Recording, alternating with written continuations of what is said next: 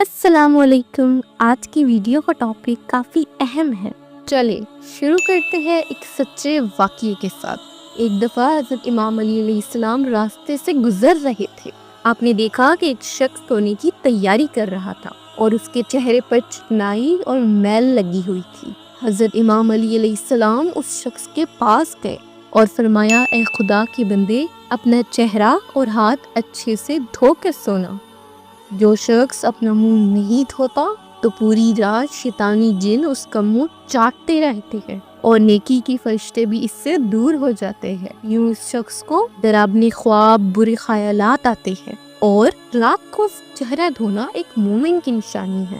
اس سے آپ اللہ کی برکت میں آ جاتے ہیں اور برکت اور رحمت کے فرشتے ساری رات آپ کے ساتھ ہوتے ہیں۔ تو دوستو، اس سے یہ ثابت ہوتا ہے کہ رات کو چہرہ دھونا بہت ضروری ہے۔ اور دوسری بات، جو شخص رات کو وضو کر کے سوتا ہے تو اللہ تعالیٰ اس کی حفاظت کے لیے 2 فرشتوں کو لگا دیتے ہیں۔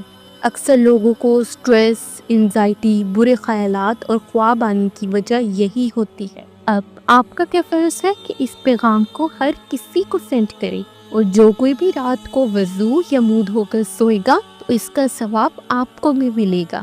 اور اگر آپ کسی ٹاپک پہ ویڈیو چاہتے ہیں تو کمنٹ میں بتائیں، انشاءاللہ میں پوری کوشش کروں گی کہ اس پہ ایک ویڈیو بناؤں۔ مجھے اپنی دعاؤں میں یاد رکھیں۔ اللہ حافظ۔